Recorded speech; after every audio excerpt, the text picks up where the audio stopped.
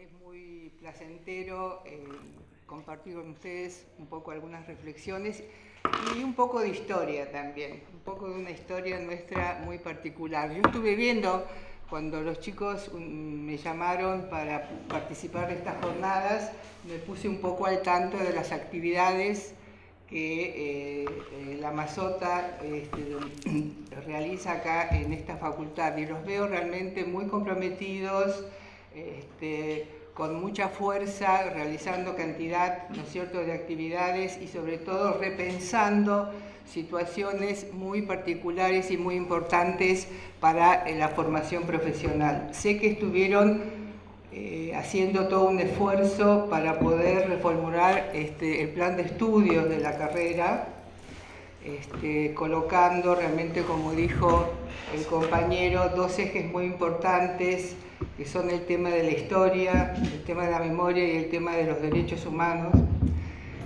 Sé que es muy difícil esa tarea, sé que un poco me contaron ayer que tal vez todavía no llegó a buen puerto.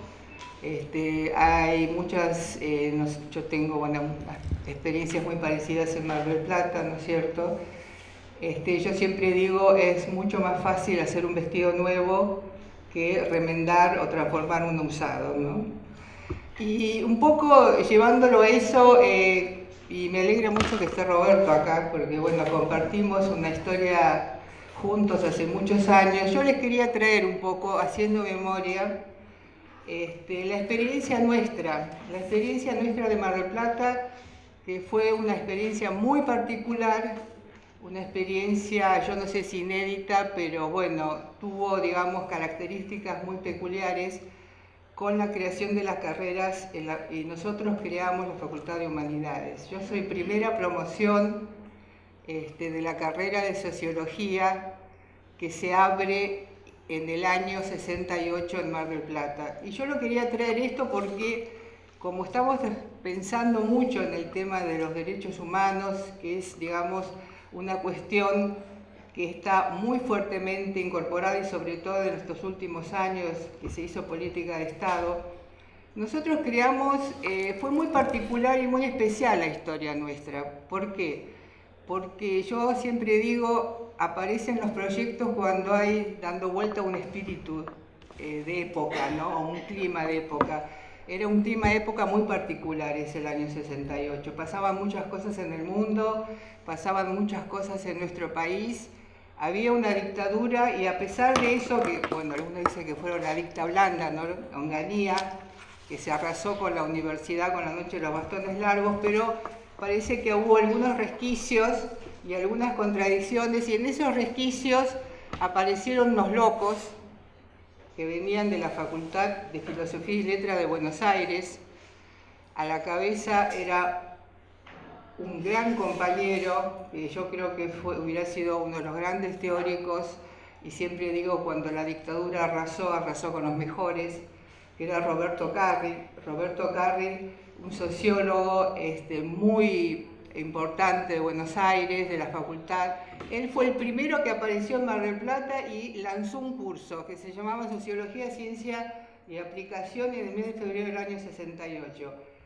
Y fue tal la movida que se armó que en 2 meses se abrió la carrera de Sociología. En 2 meses, en abril del año 68, aparecieron los compañeros de Filosofía y Letras de Buenos Aires, y arrancamos con la carrera de Sociología. Yo les cuento esto porque esas carreras, que después se abre Antropología, después se abre Ciencias Políticas, Ciencias de la Educación, y la vieja escuela de Psicología, que ya estaba funcionando y que era escuela, por eso era importante traer este recuerdo, se incorpora a la facultad y se arma la Facultad de Humanidades de la Universidad Provincial de Mar del Plata. Bueno, ahí armamos un despiole bárbaro, realmente, ¿no? Porque esa facultad que se abrió en ese año, ¿no es cierto?, rompió con la modorra de la universidad, realmente, rompió con la modorra de la universidad, y de alguna manera empezamos a repensar todo el tema de las ciencias sociales. Nosotros íbamos armando año a año la carrera, terminamos primer año, en segundo año, cuando ya habíamos cursado algunas materias, empezamos a ser ayudantes alumnos. Venían, la mayoría de los profesores que venían eran de las famosas cátedras nacionales de Buenos Aires, donde hubo, digamos, un debate muy importante dentro del campo de las ciencias sociales, sobre todo con la sociología, que tenía gran influencia en la sociología americana, el funcionalismo, el cientificismo, y ahí aparecen las cátedras nacionales, digamos, con un discurso y un planteo crítico y una necesidad de ir repensando un nuevo modo de pensar la realidad e intervenir en ella. O sea, era una época, yo lo traigo realmente porque es muy importante, de grandes urgencias, porque yo les digo, toda esa experiencia que fue maravillosa, yo siempre digo, para mí fueron los años más luminosos de mi vida, porque nosotros construíamos esas carreras, con una fuerza y un ímpetu que un poco cuando miro a los chicos de la Mazota me hace acordar, por eso lo traje a la memoria. Cuando me empecé a comunicar con ellos dije, uy, Dios mío, es otra época, hay otro espíritu de época y hay un espíritu muy bueno, ¿no?, en estos años que estamos viviendo.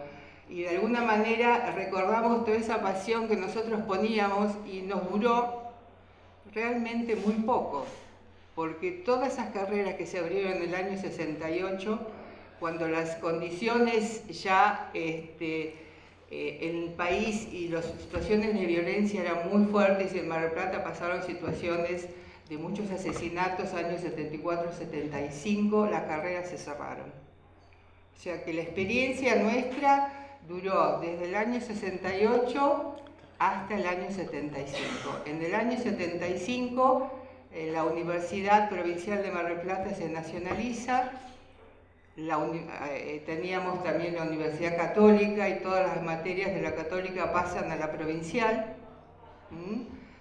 y cuando pasan a la provincial después se nacionaliza, pasaron muchas cosas, ¿no?, en ese interín.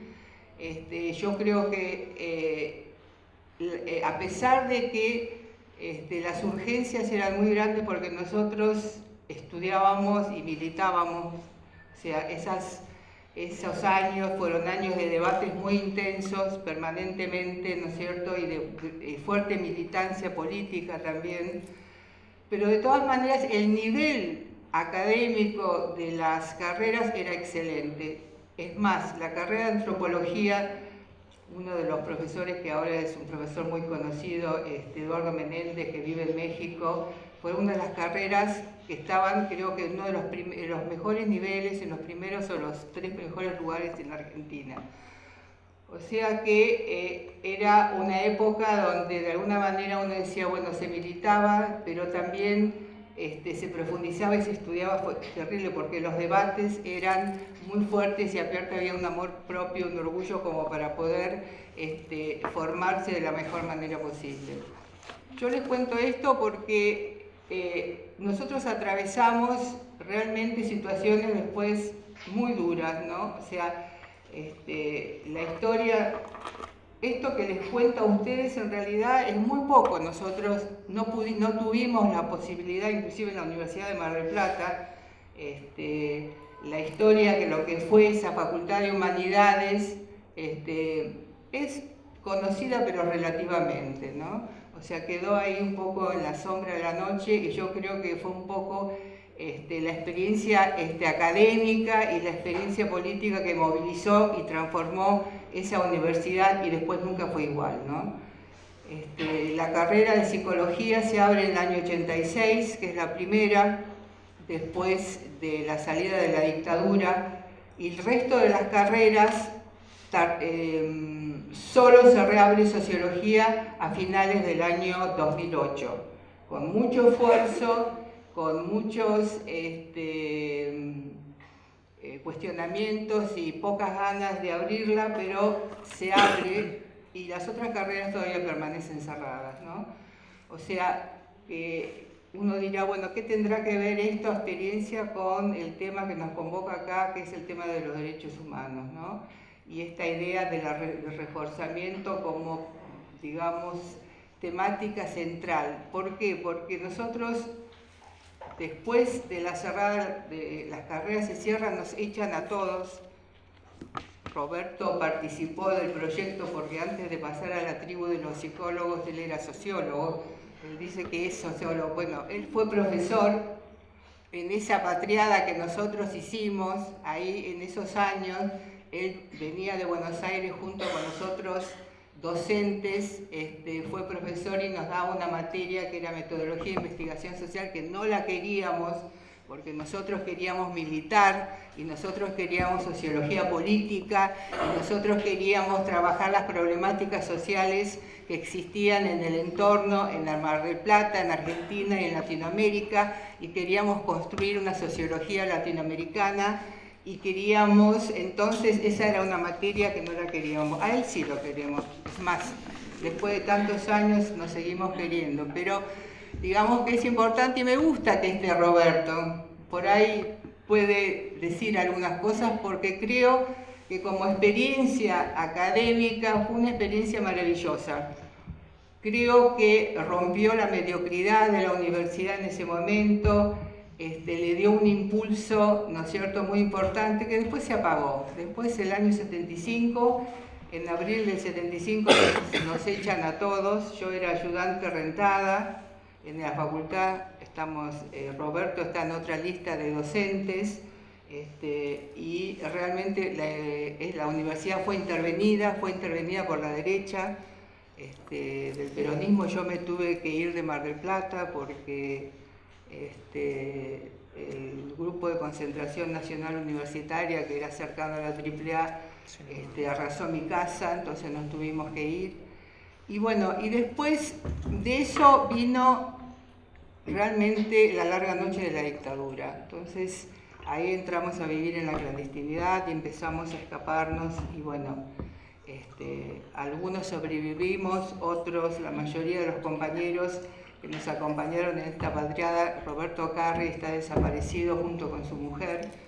Realmente fue una de las personas realmente de un mayor nivel académico y una de las personas que quise muchísimo, ¿no? Realmente es una gran pérdida que tenemos hasta ahora, ¿no? Y muchos de aquellos docentes, de alguna manera, fíjense ustedes que en el medio de la paradoja que toda esta experiencia se creó en el medio de una dictadura, porque era la dictadura de Onganía, o sea, después de la noche de los bastones largos, donde se arrasa con la universidad y donde la universidad hasta hoy en día cuesta recuperar. Cuando los compañeros nos escribíamos y me mandaban los documentos y las acciones que ellos realizaron y me dicen qué difícil es incorporar la temática de los derechos humanos en la universidad. Y yo coincido, es muy difícil. Provoca rispidez, provoca malestar.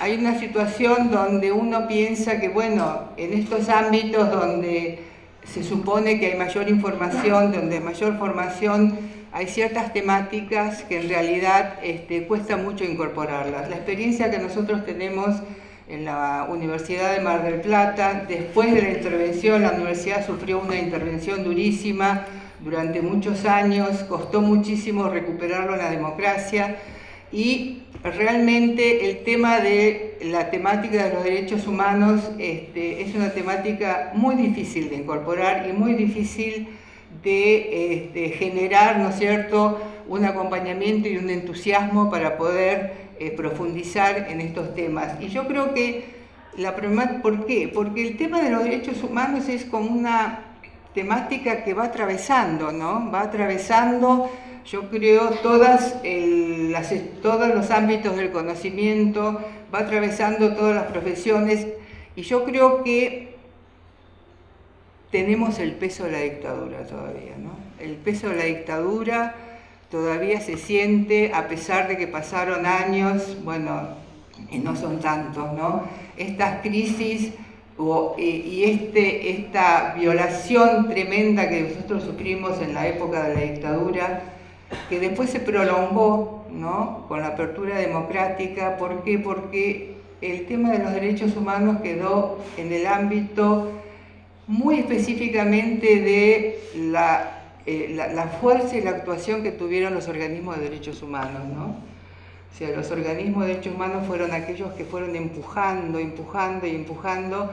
pero hubo avances y retrocesos muy grandes. Yo personalmente, más allá de toda esta experiencia como desde la sociología, yo volví a la universidad, estuve también fuertemente afectada, ¿no es cierto?, por la dictadura militar. Mi compañero, que fue parte de las cátedras nacionales, fue asesinado, yo estuve desaparecida en la ESMA, con lo cual esto llevó también a un duro proceso de recuperación. Y ese proceso duro de recuperación, yo les voy a decir algo que creo que fue muy importante y a mí me costó muchísimo, con muchos compañeros, atravesar. En el ámbito del acompañamiento, ¿no es cierto?, de estas rupturas muy fuertes que se tuvo, ¿no es cierto?, dentro de lo que fue el arrasamiento que se provocó la dictadura, no hubo acompañamiento desde la posibilidad del tema de la salud mental, ¿no? Nosotros, de alguna manera, nos tuvimos que arreglar como pudimos. Recién, porque cuando se intentaba indagar un poco más allá de todo lo que había pasado, no había acompañamiento, ¿no? Había como muchos resquemores, miedos, dificultades de profundizar en situaciones donde las rupturas y donde el sufrimiento en general, yo no me quiero autorreferencial, sino que quiero plantear que esto pasó a nivel de aquellos que fueron víctimas y aquellos que sobrevivieron también, ¿no? O sea que hubo toda una mirada, ¿cómo les puedo decir?, de duda, ¿no es cierto?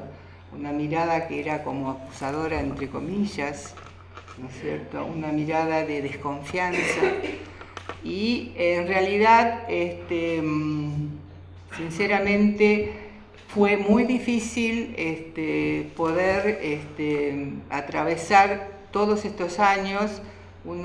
Cada uno lo hizo desde las propias fortalezas, ¿no es cierto?, particulares, y de alguna manera yo creo que instalar el tema de los derechos humanos siempre de alguna manera quedó por mucho tiempo circunscripto a los organismos de derechos humanos, ¿no?, que llevaron adelante estas banderas, ¿no?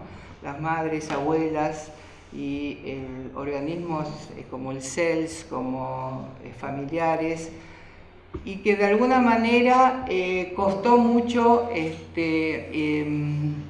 que fueran aceptados, y costó mucho que el conjunto de la población pudiera pensar en que esta es una temática que de alguna manera tiene que cerrar, o una época que fue muy dura para nosotros y que dejó heridas que después de alguna manera se profundizaron en la época de los 90, ¿no? O sea, yo siempre recuerdo que una de los dolores más grandes que se tuvieron y que la sensación que yo tuve fue cuando se decretaron las leyes de impunidad, y sobre todo la ley del indulto. El indulto para mí fue uno de los masazos más grandes, ¿no? El tema del indulto, cuando Menem decretó el indulto en los años 90, yo sentí que se caía todo, realmente, ¿no? Se caía todo, fue un momento de mucha desesperación, de mucha catarsis. Yo me acuerdo que salimos a la calle y era como una sensación de tener que gritar y gritar y no parar de gritar. Ese es el recuerdo que yo tengo, ¿no?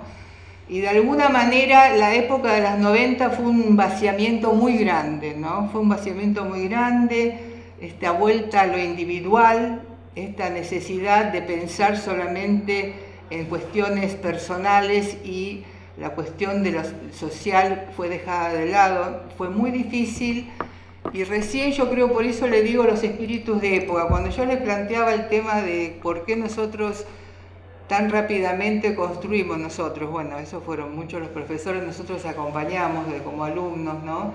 Construimos esas carreras, hicimos esa experiencia tan maravillosa, porque realmente había a pesar de que era un gobierno dictatorial, a pesar de que estaba Onganía, había un espíritu de época, había situaciones, había movimientos, había convulsiones, estaba el Mayo francés, estaba el Cordobazo, estaba el Rosariazo acá, nosotros tuvimos también, entonces había un clima social, un clima de movimientos políticos muy importante, y eso se trasladaba muchísimo a la experiencia de la universidad, ¿no?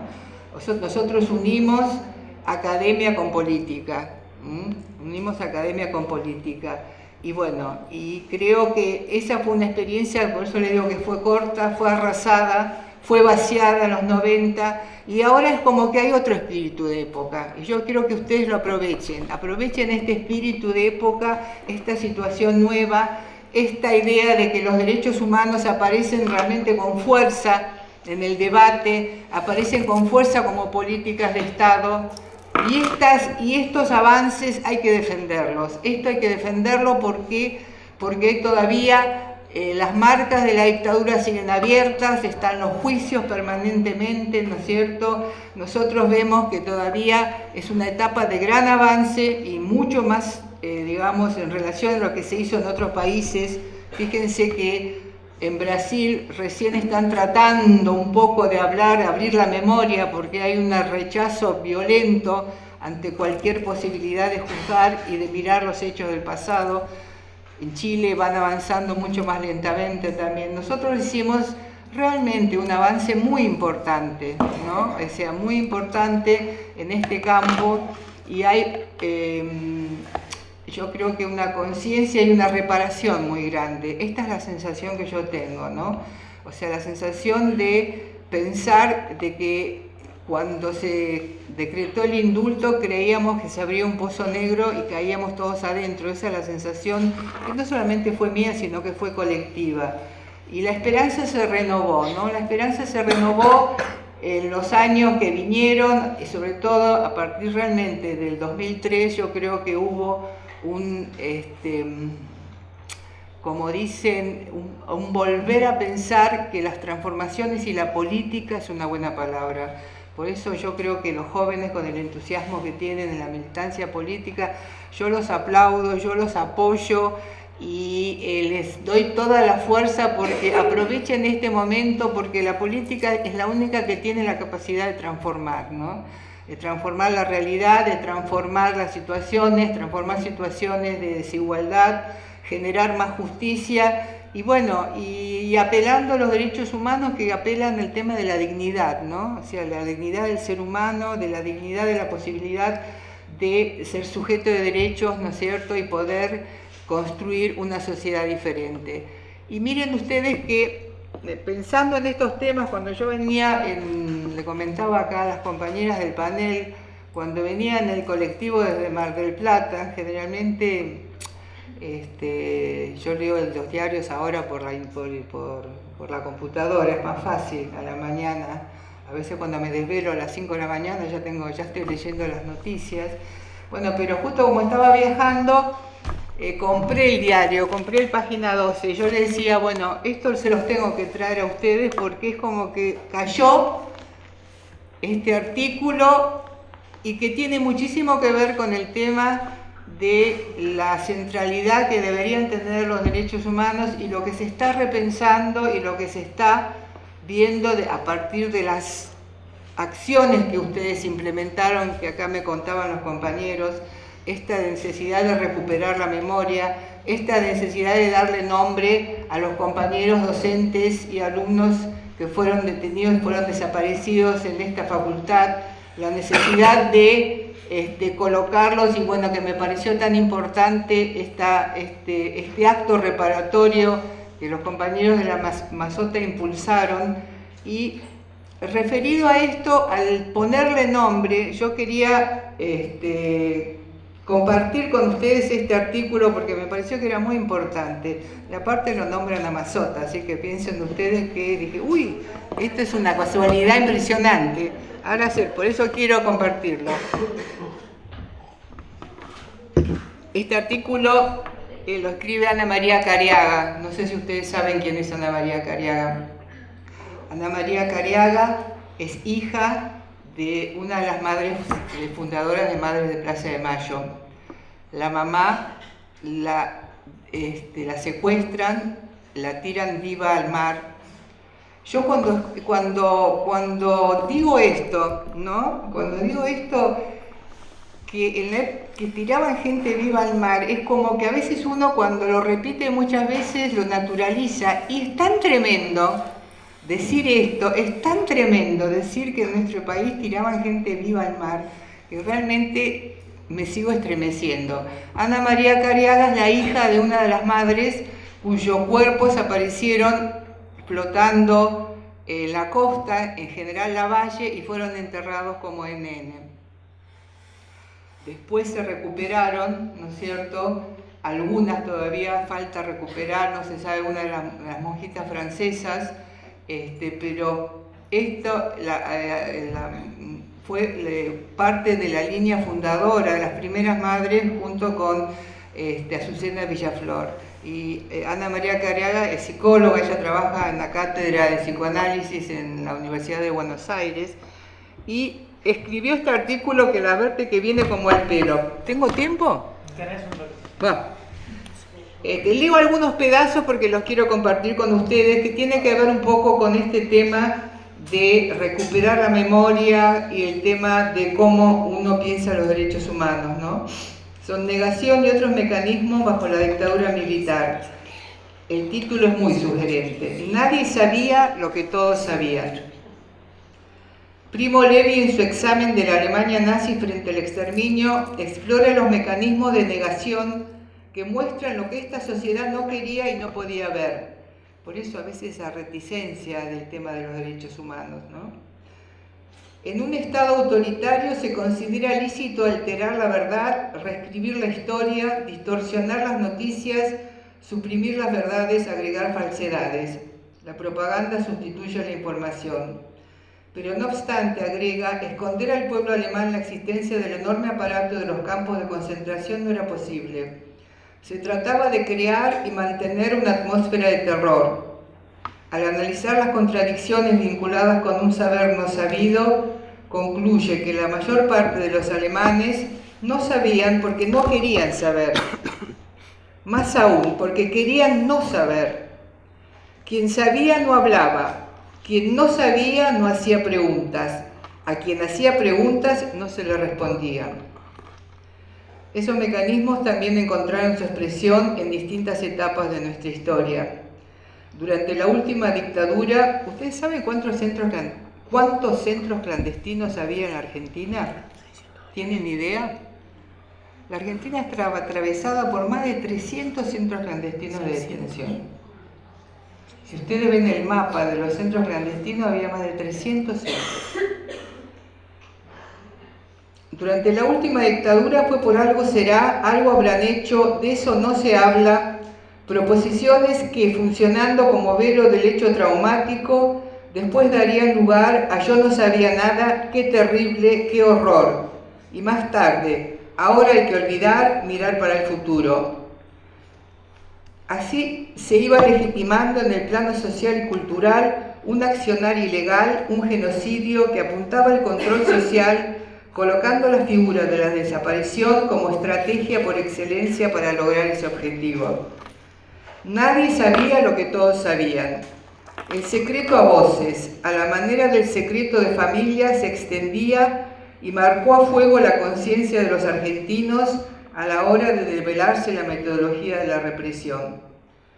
En una Argentina subterránea, negada y desconocida, se multiplicaban prácticas que implicaban un padecimiento indecible.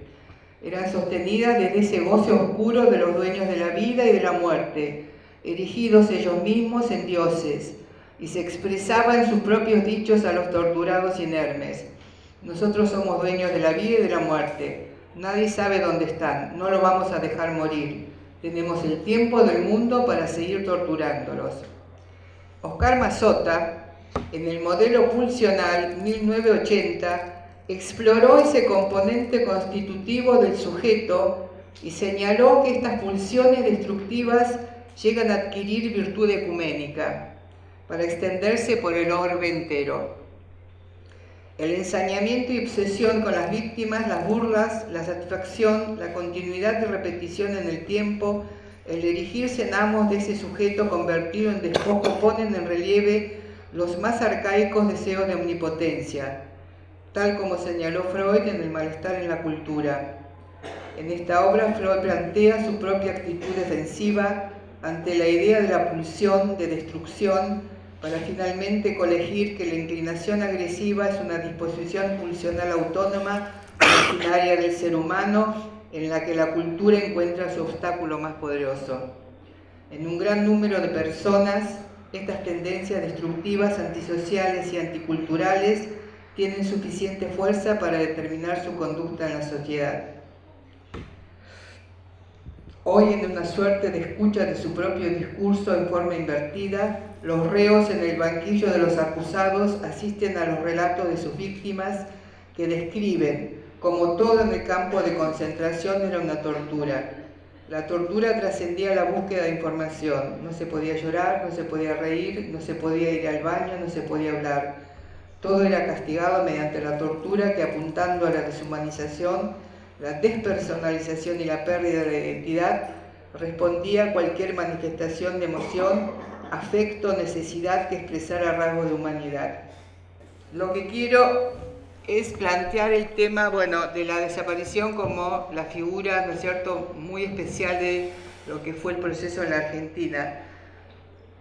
Y yo creo que esto es lo que aparece como importante. Dice, diferentes actos simbólicos se han ido construyendo para restituir ese nombre a los desaparecidos. Uno de ellos es, al finalizar los actos de homenaje, nombrar a la persona recordada seguido del grito de presente, diversas formas de escritura e inscripción del nombre de los desaparecidos en escuelas, calles, plazas, árboles, baldosas, restituyen ese nombre ausente. Se reescribe así la identidad arrebatada, como se reescriben los familiares, sus progenies, sus vínculos parentales. Se trata de una búsqueda incesante. Abuelas que buscan rostros parecidos a los que podrían ser sus nietos, hijos que en otros padres de la generación de los suyos buscan identidades que arrancadas se escriben y se reescriben incesantemente. Esto es muy importante porque esto lo traje a colación de una de las actividades que organizaron acá los jóvenes de la Mazota, que quiere que ir justamente otra vez con reescribir los nombres de aquellas personas que aparecieron siempre en esa nube, ¿no es cierto?, de la imagen del desaparecido, ¿no? Bueno, nada, me pasa que me pasa un poco, disculpen.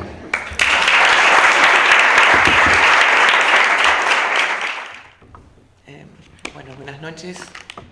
Muchísimas gracias por la invitación a los compañeros de la Mazota.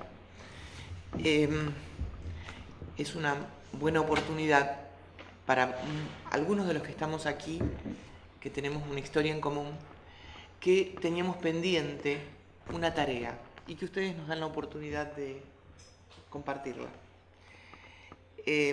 Cuando me invitan a hablar sobre este tema en el que estoy convocada desde la misma dictadura, 77, 78, hay muchísimas experiencias que uno podría relatar y tener en cuenta. Pero hay una que quiero compartir con ustedes que tiene el valor de ser inédita en su expresión, porque es una experiencia que, si bien fue atravesada durante 10 años y por muchísimas personas, hemos poco podido decir sobre ella. Y ahora tenemos el compromiso, entre todos los que participamos, de empezar a decir sobre esta experiencia.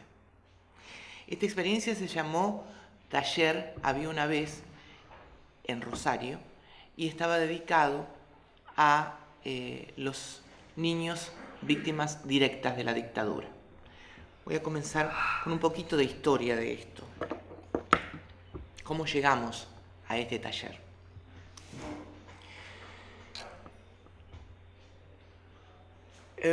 Al ponernos a pensar sobre la relación entre derechos humanos y psicólogos, la historia no es tan lineal.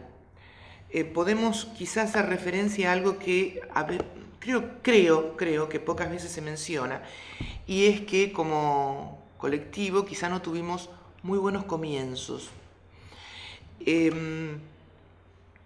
Sobre todo si pensamos en épocas en donde se jugaban intereses muy profundos que involucraban desde la seguridad y la vida.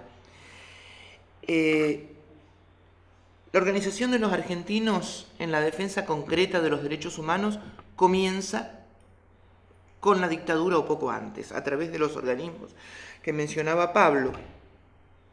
En ese momento en que el poder del Estado fue utilizado para imponer un plan económico neoliberal, como ya se ha dicho tantas veces, que irremediablemente iba a ser resistido por el pueblo, un pueblo en ese momento fuertemente organizado a través de sus expresiones gremiales y de una juventud fuertemente participativa en lo político.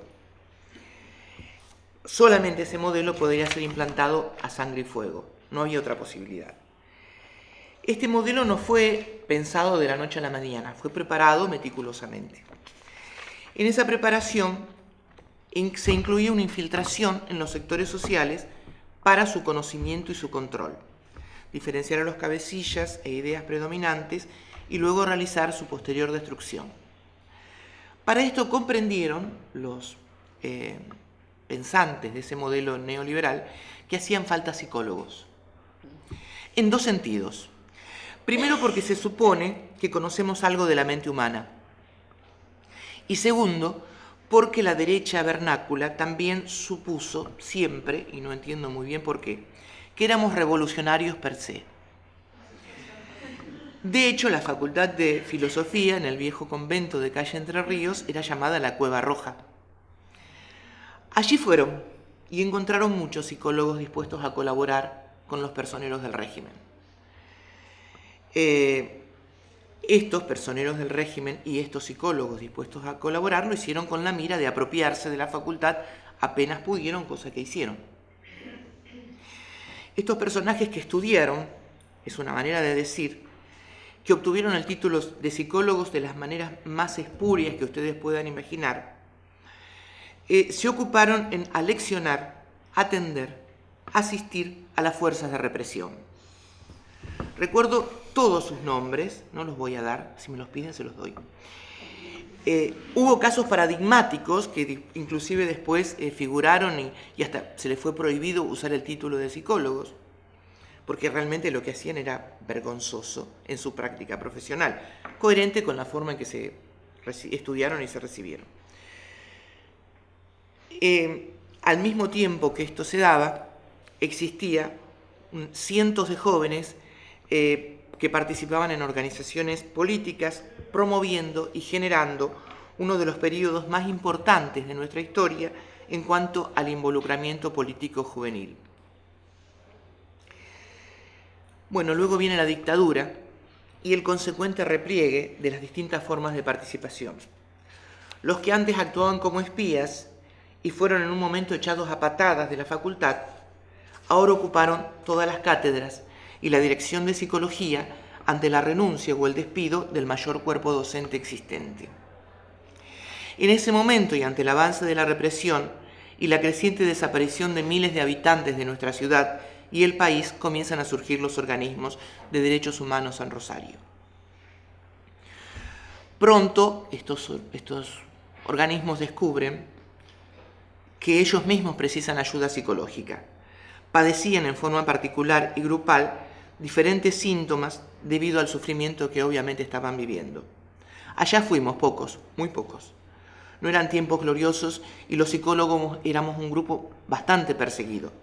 De hecho, el solo hecho de ser terapeutas de militantes podía costarte mucho, inclusive la cárcel y la vida.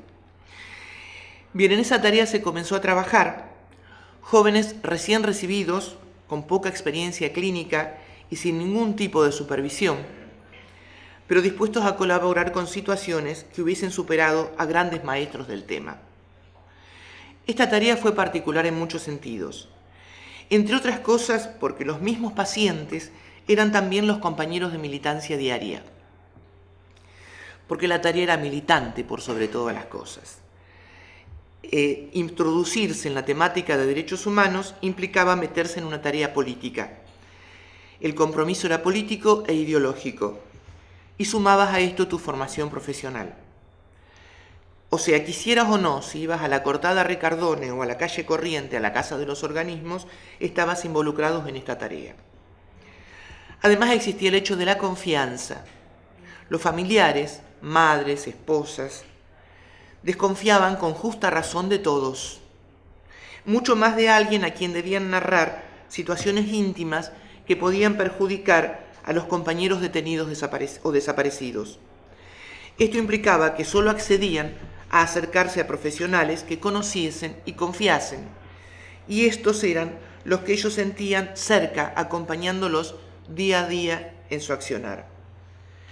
A esto se sumaba el hecho de incursionar en una forma de trabajo absolutamente novedosa, no solo para nosotros, sino para cualquier profesional psicólogo en estos lugares del mundo. Improvisamos.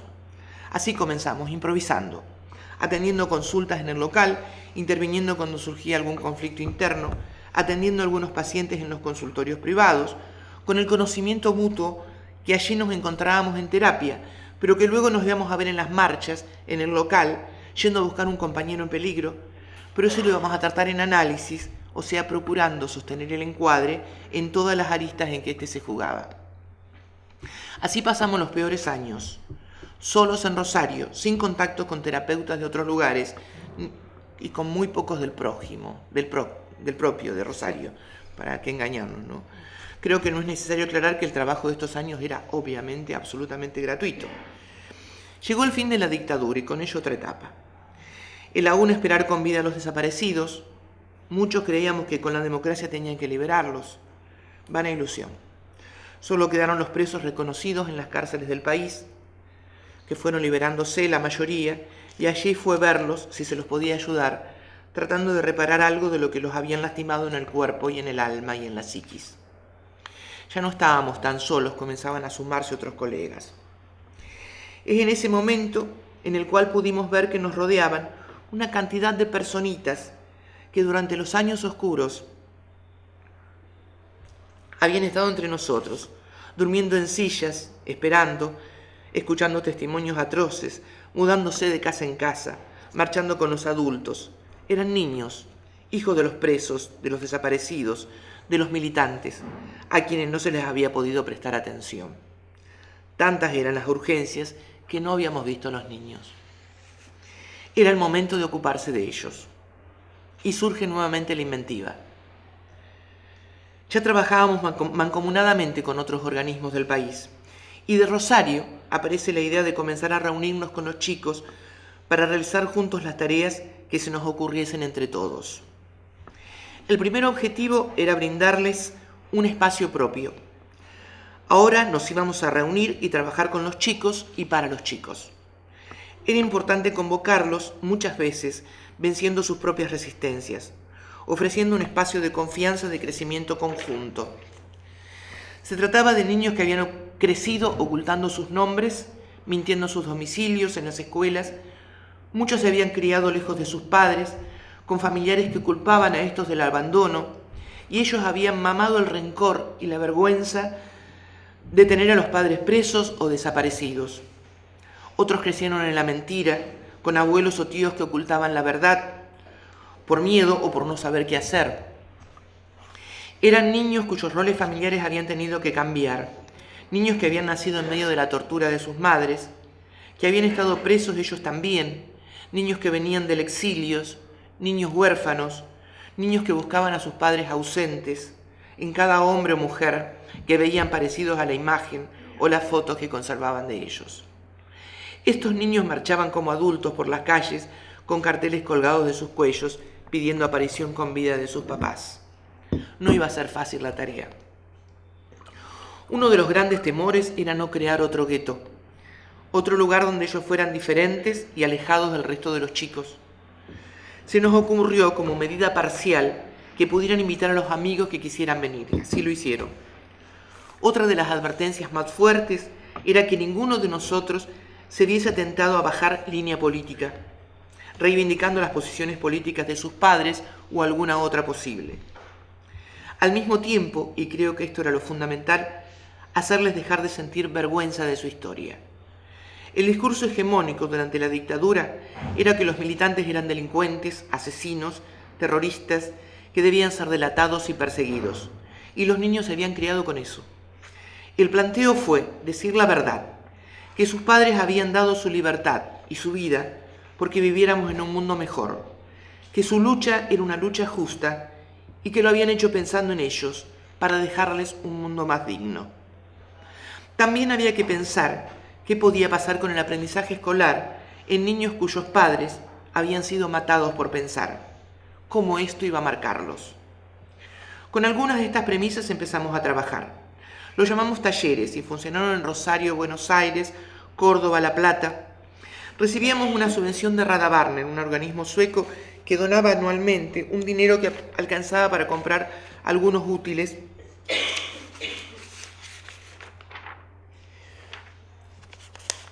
se me traspapelaron las hojas.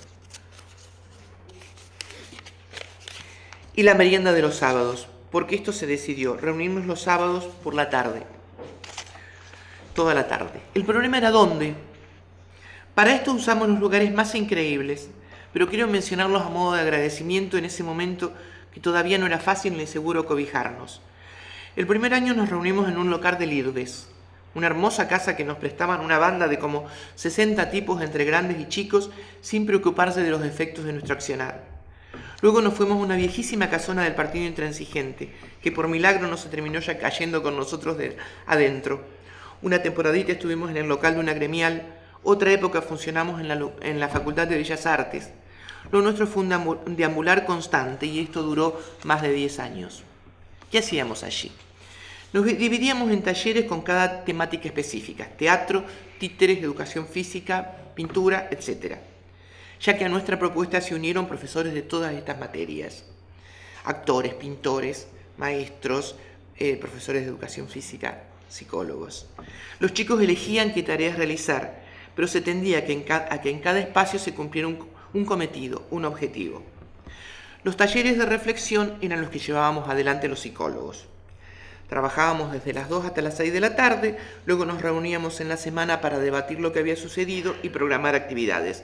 Algunas de las mamás venían a acompañarnos y en algún momento, y si la ocasión lo permitía, hacíamos paseos o excursiones. Uno de los lugares preferidos era el viejo túnel de Sarmiento y Wilrey, y ahora es un puente habilitado. En ese tiempo era un lugar de lincheras, donde antes habían pasado los trenes. Ir allí era una aventura y un riesgo, pero a ellos les encantaba y íbamos allí. También organizábamos campamentos en algún lugar que nos prestaban. Todo tenía que venir por solidaridad. No contábamos con recursos económicos, solo lo que les decía de Rädda Barnen. Recién un compañero me dice, tenés que decir lo de los organismos públicos. No había organismos públicos que nos ayudasen.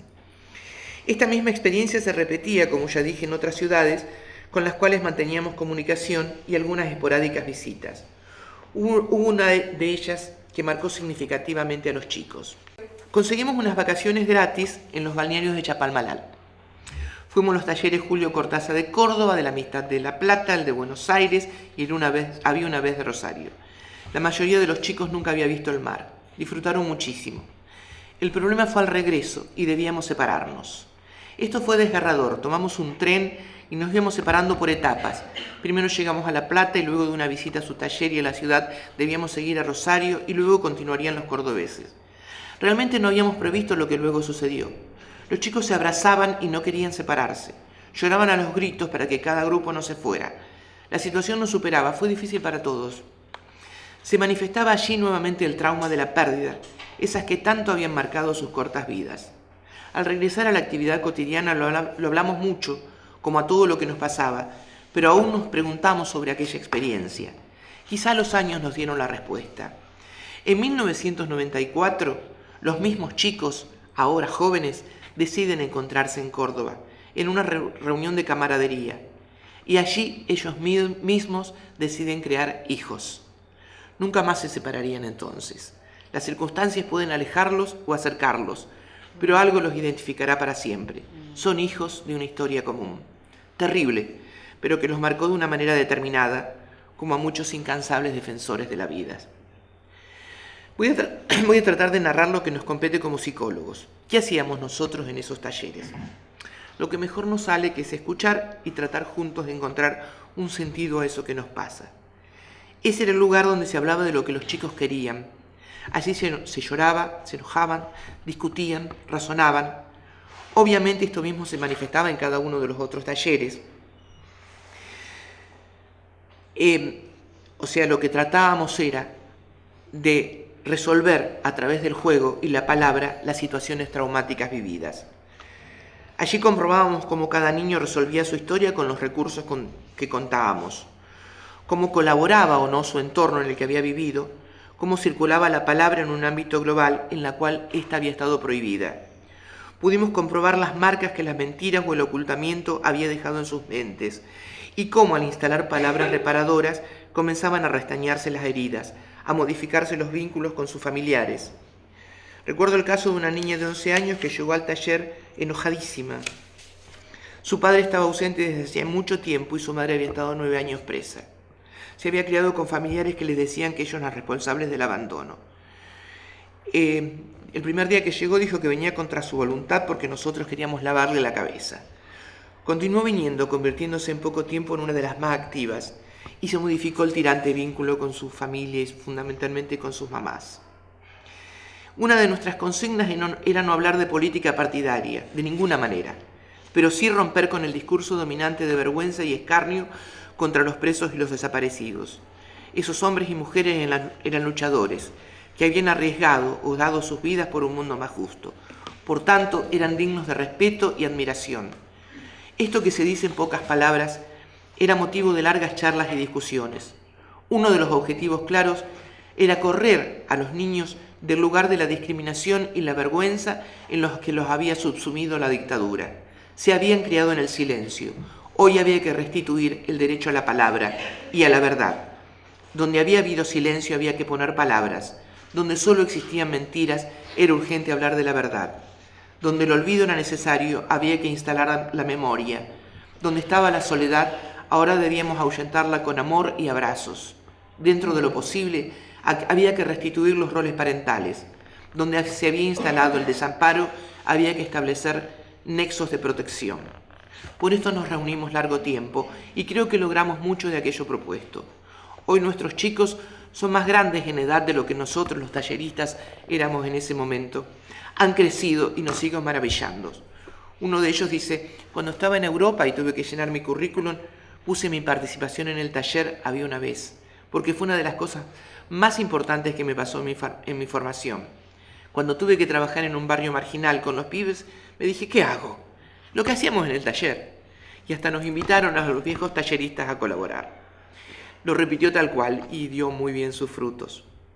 Hoy aquellos niños son maestros, artistas, empresarios, operadores sociales, titiriteros. De lo que busquemos encontraremos entre ellos. Viven en distintos lugares del mundo, pero tienen un entrañable recuerdo por el querido taller que los ayudó a crecer y a vivir en los momentos más difíciles de sus cortas vidas. Es posible extraer algunas consideraciones, algunas de ellas ya he hecho mención de aquellas experiencias. Una, la circulación de la palabra. Los niños habían sido protagonistas de historias de horror, pero poco habían podido verbalizar sobre ellas. En este nuevo espacio se podía hablar con la seguridad de que todos los iban a comprender, no iba a ser cuestionado, su palabra era un hecho, además compartido por la mayoría. Permanencia de los responsables. Una de las responsabilidades más fuertes que nos pusimos los talleristas fue el compromiso de la permanencia. Íbamos a trabajar con niños que habían sufrido abandonos. No podíamos repetir esto. Manifestación del afecto. Esto no se podía hacer sin que prevaleciera el amor. Era una tarea hecha para reparar pequeños corazones dañados, a quienes además algunos de nosotros vimos crecer y a quienes amábamos profundamente. Recuperación de la verdad. Esto fue crucial. Venían de historias algunas veces inventadas, otras ocultas.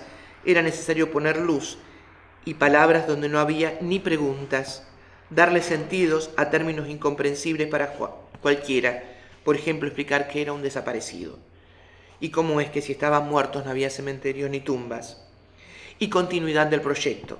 Lo comenzamos sin saber cuánto iba a durar.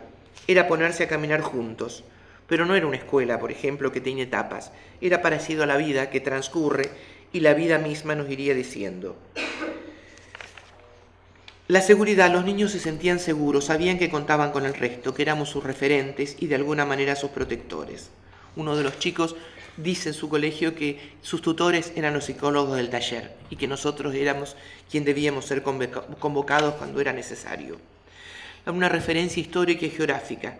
Ellos eran el producto de un quehacer histórico y pertenecían a un lugar, el taller de Rosario, y así se presentaban. Aprendizaje, se vivían modalidades de aprendizajes innovadoras para unos y para todos en general. Uno de los chicos dice, aprendí en el taller con la obra que ellos presentaron, María y sus fantasmas, qué era lo que quería hacer. Hoy es un artista que recorre el mundo. Y alegría, esto fue un pilar. Estábamos felices de compartir ese espacio, de reunirnos chicos y grandes y estar juntos, y lo pasábamos muy bien. Ninguno de nosotros estaba obligado a disgusto. Allí éramos felices juntos en verdad, y eso se sentía, y la alegría es salud.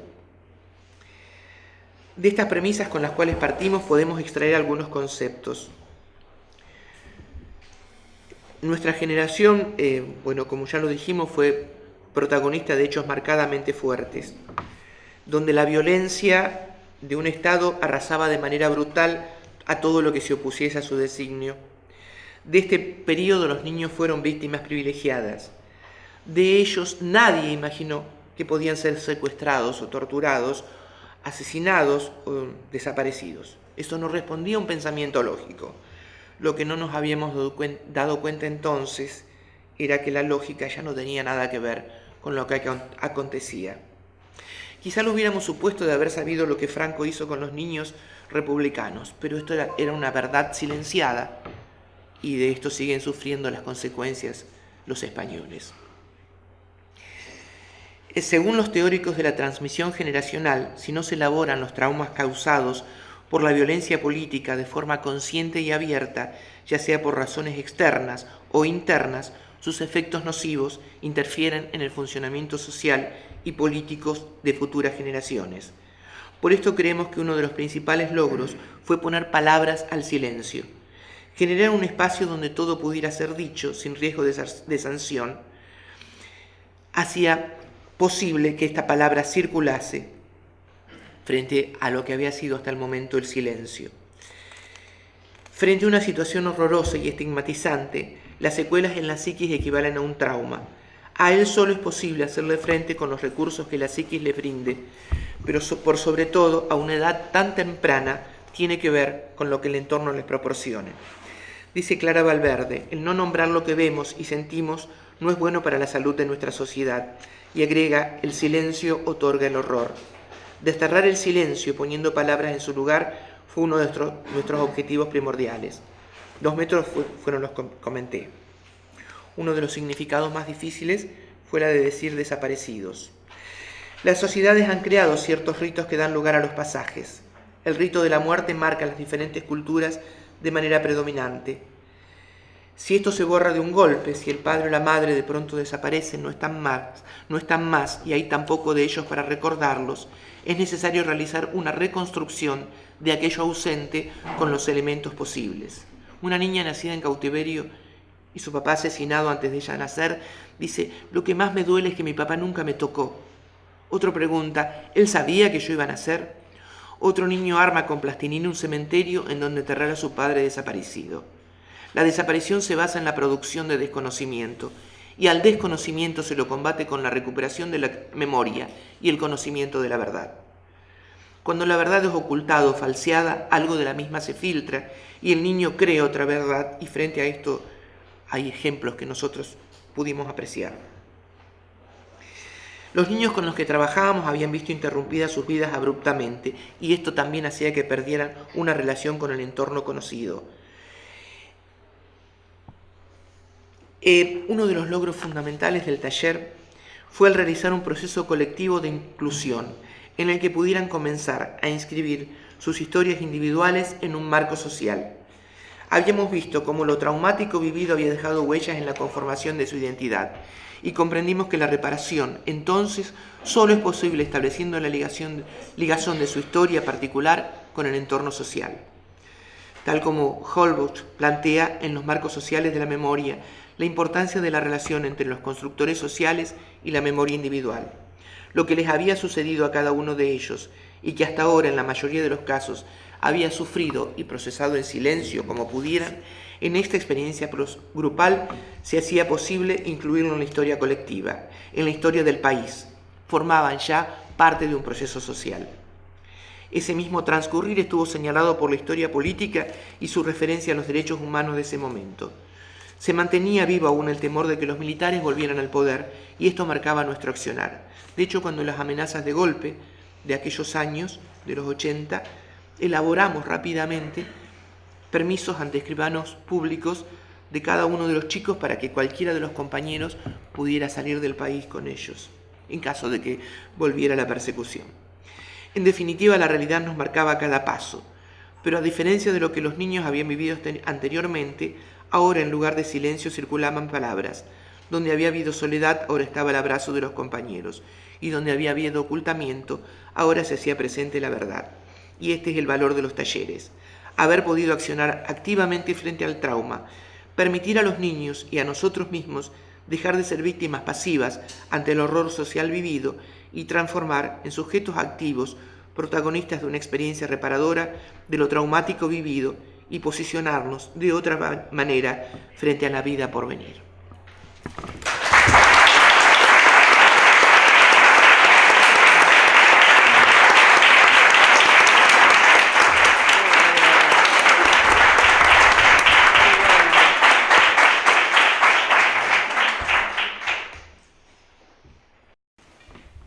Bueno, buenas noches, muchas gracias. Bueno, hay que rearmarse después de las palabras de Cristina, gracias. Bueno, voy a leer un epígrafe. Mi trabajo se llama Educación en y acerca de los derechos humanos. Y el epígrafe le puse, es de Manuel Levinas. No sé de dónde, porque está robado de una tarjeta del Museo de la Memoria y cuando lo googleo me sale Museo de la Memoria. No sé de dónde es, pero es de Levinas. Deberíamos aprender a leer siempre en el rostro de nuestro semejante el luminoso resplandor de su diferencia. El epígrafe de Levinas obedece a la necesidad de pensar la educación en y acerca de los derechos humanos desde una pedagogía de la alteridad. Desde esta ética quiero enlazar tres instancias que han sido creadas por mí con otros y que se traman en una transferencia de trabajo. Dos instancias no formales, el ciclo del derecho y del revés, que es un ciclo de conferencias, podemos decir de extensión, que doy en el Centro Cultural Fontana Rosa desde el año 2000, más o menos, y el Foro en Defensa de los Derechos Humanos del Colegio de Psicólogos, también creado más o menos en simultáneo, y el seminario, el sujeto y los derechos humanos que dicto en esta facultad, desde el año 2004, o sea, hace 10 años. Estas tres instancias, esta última, la de la facultad, es formal, si bien es un seminario optativo, los otros dos, formación informal.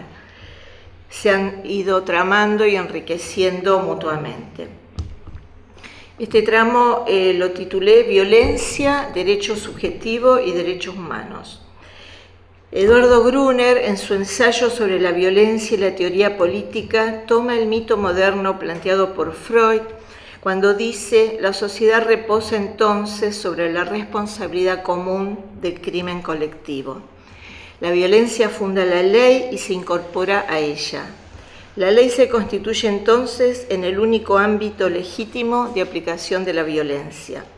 Sin embargo, salvo la tradición marxista y el psicoanálisis, no se reconoce el papel estructurante de la violencia.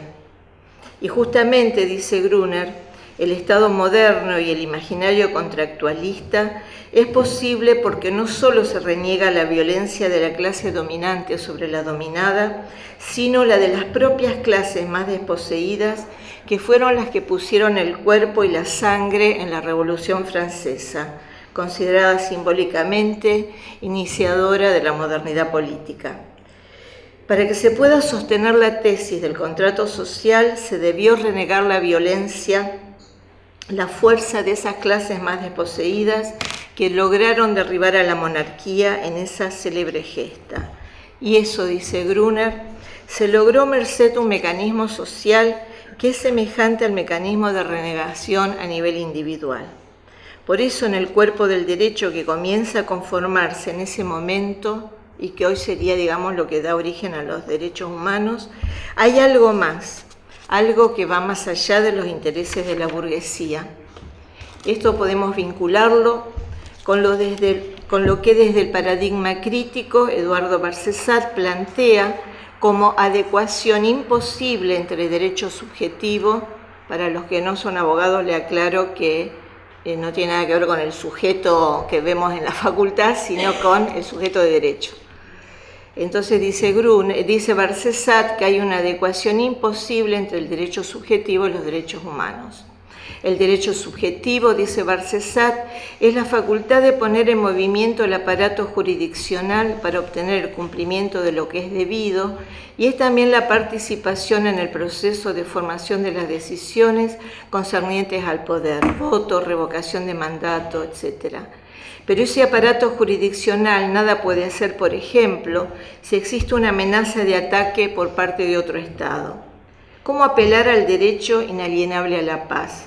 Con ironía, el jurista apunta que sería más fácil abolir la ley de gravedad para que los misiles queden flotando en el aire que exigir el cumplimiento de un Estado de no invadir a otro.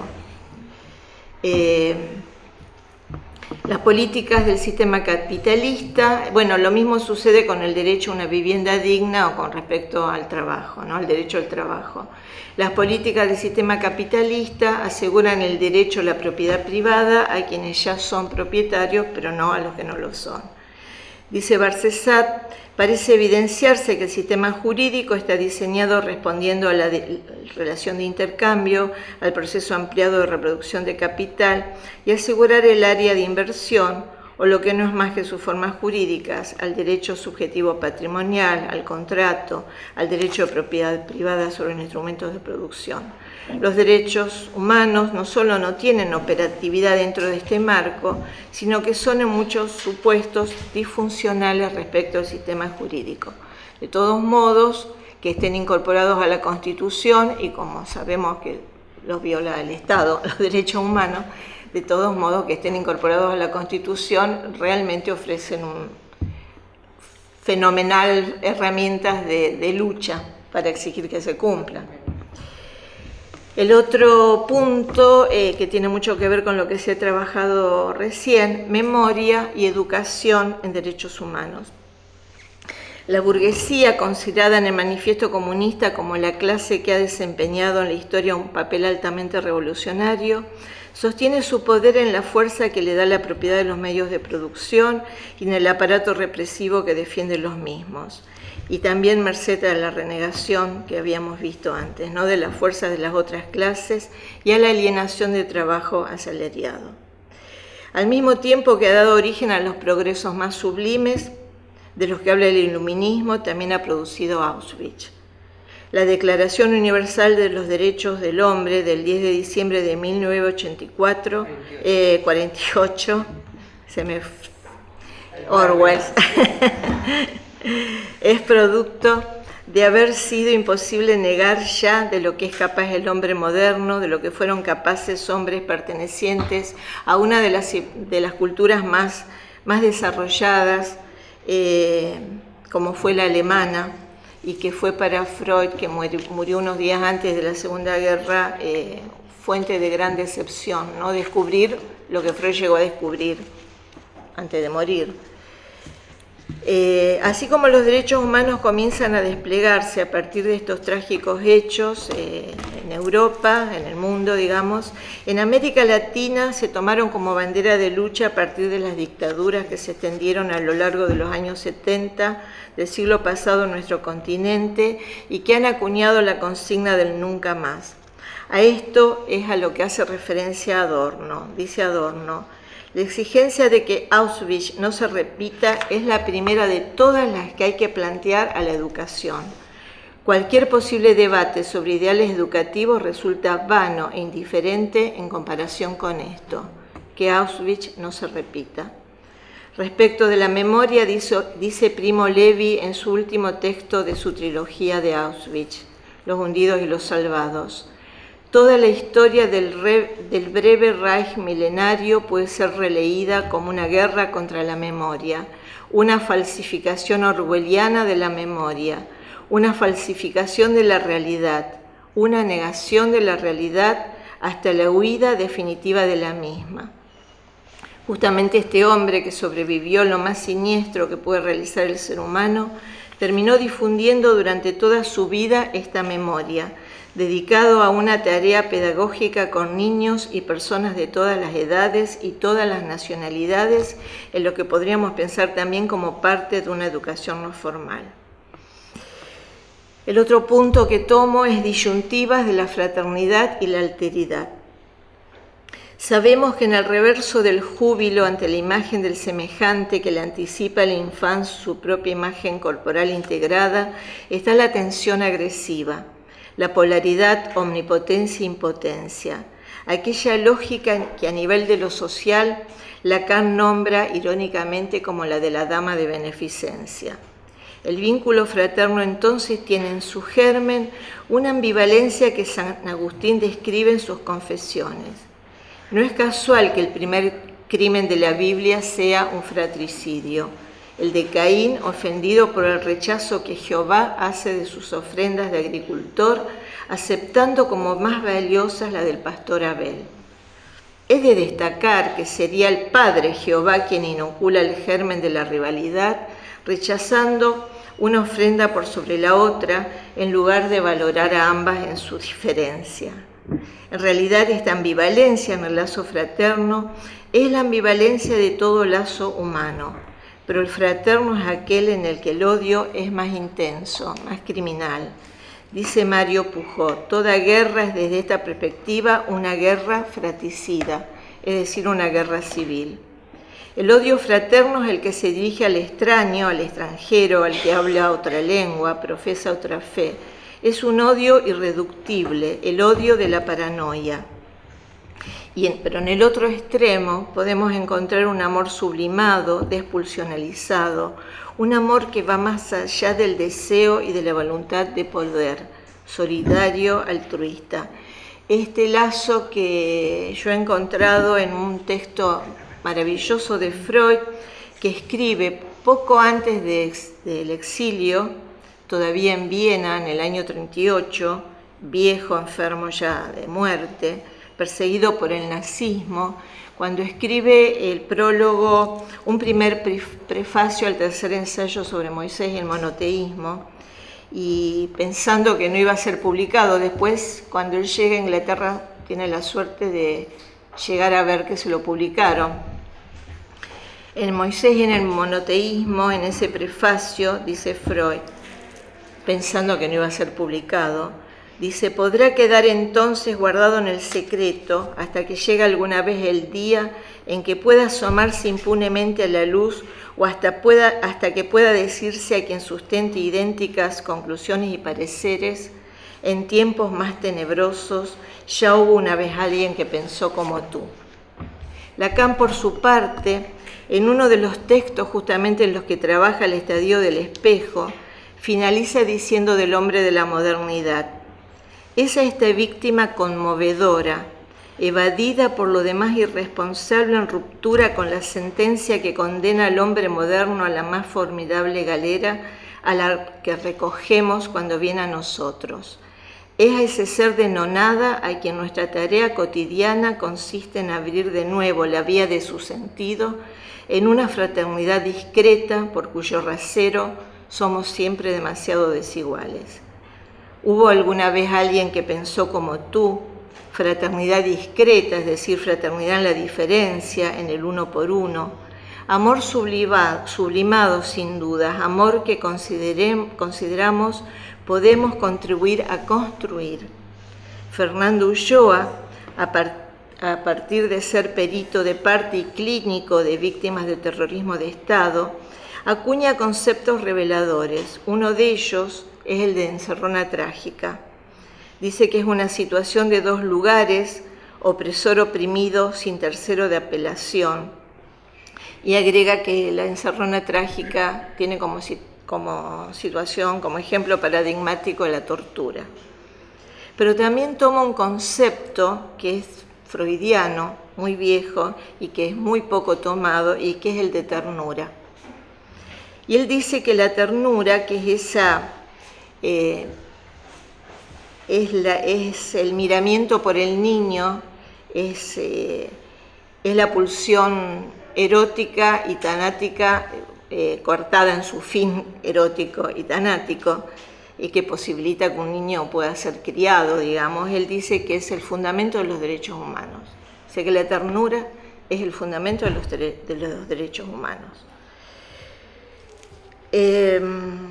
Educación y derechos humanos.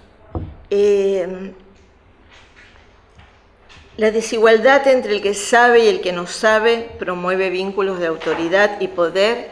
Bueno, como veíamos antes, tiene que ver con esto, polaridad, omnipotencia, impotencia. Bueno, esa polaridad entre el que sabe y el que no sabe produce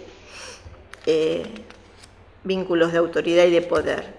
En la transmisión de conocimiento se requiere la suposición de un saber al educador para que este acto se promueva, pero es la ética la que conduce esa relación de autoridad y poder. Ética de la alteridad, ternura como fundamento de los derechos humanos, construcción de ese amor fraterno que podemos pensar a la manera de las construcciones en análisis. Un modo de contribuir a no inocular en el discurso de la cultura este amor al que apostamos y que tiene que ver, a inocular, en el discurso de la cultura este amor al que apostamos y que tiene que ver con lo que Levinas plantea como sentimiento de alteridad. En este sentimiento es interesante retomar la lectura que hacíamos hace un rato de este mito del asesinato fraterno. Es el Padre encarnado en la figura de Jehová quien inocula no el amor, sino el odio al rechazar la ofrenda de Caín, marcando la diferencia en tanto rivalidad y no en tanto fraternidad discreta. Esto es lo que el educador en derechos humanos debe tener internalizado en una práctica ética que abarca todos los aspectos de la vida y que en ese sentido forma también parte de una educación informal de los derechos humanos. Y a modo de conclusión, se dice que educar, gobernar y curar son profesiones imposibles. Las tres se enlazan en la educación en y acerca de los derechos humanos, ya que se vincula la educación con la política, que tiene que ver con gobernar, y con la cura. No de cada uno, sino de la cultura, en esa intencionalidad de poder contribuir a construir un amor fraterno en el que la alteridad levinesiana pueda ser accesible. Educar además es una tarea imposible porque no se puede realizar en su totalidad. Siempre quedan aspectos por fuera de lo previsto, así como se transmiten cuestiones acerca de las cuales no se había pensado trabajar. Esta triple imposibilidad, lejos de sumirnos en la impotencia, nos muestra cuán amplio es el camino de lo posible en esta materia y nos pulsa a esa inclaudicable tarea cotidiana de defensa de los derechos humanos que hemos asumido para nuestras vidas.